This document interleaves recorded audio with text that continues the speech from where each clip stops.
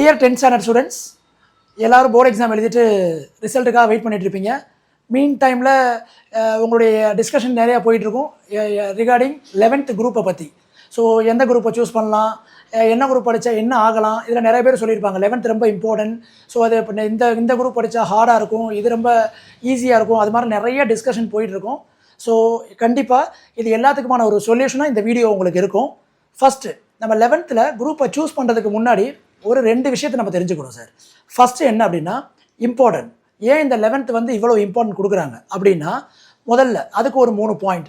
First point என்ன அப்படின்னா, இப்போ நம்ம 11th சூஸ் பண்ணக்கூடிய இந்த ஒரு சப்ஜெக்ட் 11th முடியாது. இது அடுத்து டில் நம்ம லைஃப் வரைக்கும் வரும்.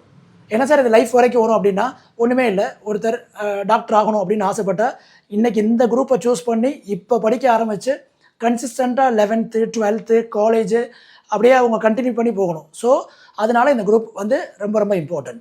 ரெண்டாவது முக்கியமான விஷயம் என்ன அப்படின்னா, நம்மளுடைய எய்மை சூஸ் பண்ணுறதுக்கு சரியான டைம் இதுதான். நம்ம இந்த 1 to 10 வரைக்கும் நம்ம ஒன்றும் பெருசாக எய்ம்லாம் சூஸ் பண்ணியிருக்க மாட்டோம். அது எல்லாமே பேசிக்ஸ் தான் கவர் பண்ணும். இப்போ தான் நம்ம எய்ம் நம்ம என்ன ஆகணும்னு நினைக்கிறோம், want to become what. So doctor, engineer, auditor, government exams, இந்த மாதிரி ஏகப்பட்ட விஷயங்கள் இருக்குது. ஸோ இதில் என்னவா ஆகணும் அப்படின்னு நினைக்கிறதுக்கான எய்மை சூஸ் பண்ணக்கூடிய சப்ஜெக்ட் இந்த 11th. அதனால் இது இம்பார்ட்டன்ட். இதுதான் இதோடைய 2வது பாயிண்ட். 3வது பாயிண்ட், ஒரு தடவை நம்ம ஒரு ஸ்ட்ரீம் ஒரு சப்ஜெக்டை சூஸ் பண்ணி உள்ளே போயிட்டோம் அப்படின்னா நம்மளால் திரும்ப வர முடியாது. ஃபார் எக்ஸாம்பிள், இப்போ நம்ம ஒரு ஆர்ட்ஸ் குரூப் சூஸ் பண்ணி போயிட்டோம், ஒரு ஹிஸ்ட்ரி ஜியாகிரஃபி சூஸ் பண்ணி போயிட்டோம் அப்படின்னா சயின்ஸ்குள்ளே வரமாட்டோம். அதே மாதிரி சயின்ஸை சூஸ் பண்ணி போயிட்டோம் அப்படின்னா காமர்ஸ்குள்ளே வரமாட்டோம். ஸோ இந்த மாதிரி ஒரு தடவை சூஸ் பண்ணதை திரும்ப நம்மளால் வர முடியாது. அதனால இது இம்பார்ட்டன்ட். ஸோ இந்த 3 இம்பார்ட்டன்ட் பாயிண்ட்ஸையும் நம்ம மைண்டில் வச்சுட்டு தான் நம்ம சப்ஜெக்டை சூஸ் பண்ணணும். இது நம்பர் 1. 2வது விஷயம் என்ன அப்படின்னா, சார் 11th ஹார்டு அப்படின்னு சொல்கிறாங்க. Why it is hard? ஏன் சார் இது ரொம்ப ஹார்டாக இருக்குது, அவ்வளோ கஷ்டமாக படிக்கவே முடியாதா? அப்படிலாம் இல்லை. அதுக்கான சில சேஞ்சஸ் இருக்குது. 10th நம்ம 11th மாறுறதுக்கு சில சேஞ்சஸ் இருக்குது. அதை என்ன நம்ம புரிஞ்சுக்கிட்டோன்னா அதுக்கு தகுந்த மாதிரி நம்ம ப்ராசஸை செட் பண்ணிவிட்டு நம்ம போனோன்னா நமக்கான சொல்யூஷன்ஸ் ஈஸி ஆகிடும். ரைட். அது ஏன் sir hard? Number 1, first syllabus பார்த்தோம் அப்படின்னா உண்மையிலே கொஞ்சம் சிலபஸ் கொஞ்சம் ஹெவி, கொஞ்சம் இல்லை நல்லாவே ஹெவி. ஏன் அப்படி சொல்கிறோம் அப்படின்னா, 10th எல்லோரும் படித்து முடிச்சிருப்பீங்க. 10th வரைக்கும் நம்ம படித்த சிலபஸை கம்பேர் பண்ணும்போது 11th சிலபஸ் பார்த்தீங்கன்னா 10th எவ்வளோ படித்தோமோ அதை விட டபுள் த சிலபஸ் இப்போ 11th படிப்போம்.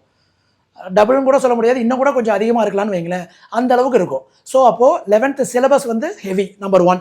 2வது என்ன அப்படின்னா, அந்த சிலபஸில் இருக்கக்கூடிய டாபிக்ஸ், சில டாபிக்ஸ் பார்த்தீங்கன்னா நியூ டாபிக்ஸ். ஃபார் எக்ஸாம்பிள், இப்போ ஒரு மேக்ஸ் எடுத்துக்கிறோம்னு வச்சுக்கோங்களேன்.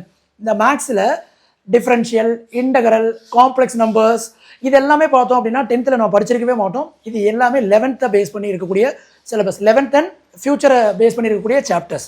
ஸோ இந்த கான்செப்ட்ஸ் எல்லாமே நியூ அப்படிங்கிறதுனால நம்ம படிக்கிறதுக்கு கொஞ்சம் கஷ்டமாக ஃபீல் பண்ணுவோம். அதனால இது ஹார்டு.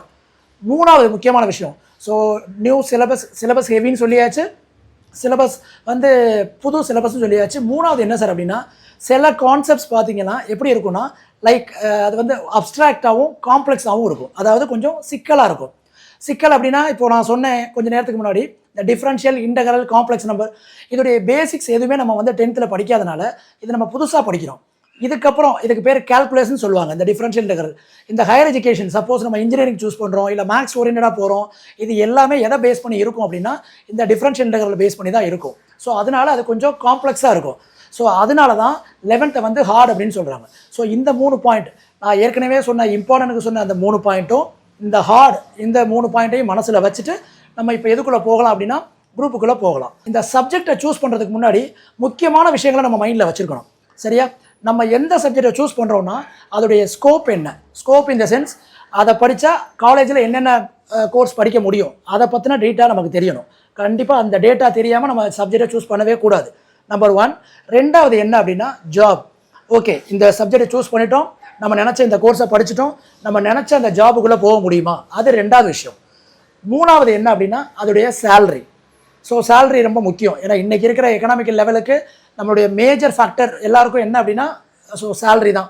அதனால தான் இந்த 3 பாயிண்ட்டையும், ஸ்கோப், அதுக்கப்புறம் ஜாப், அதுக்கப்புறம் சேலரி, இது 3ஐயும் மைண்டில் வச்சுட்டு தான் நம்ம என்ன பண்ணணும் அப்படின்னா நம்ம சப்ஜெக்டை சூஸ் பண்ணணும். இப்போ இது வரைக்கும் நம்ம என்ன பார்த்துருக்கோம் அப்படின்னா 11th ஏன் இவ்வளோ இம்பார்ட்டன்ட், அதே மாதிரி 11th ஏன் இவ்வளோ ஹார்டாக இருக்குது, இதை பற்றி நம்ம பார்த்துட்டோம்.